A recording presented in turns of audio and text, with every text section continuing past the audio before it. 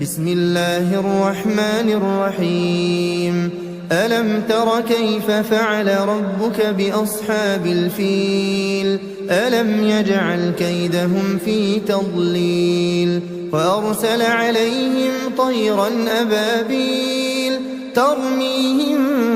بحجارة من سجيل فجعلهم كعصف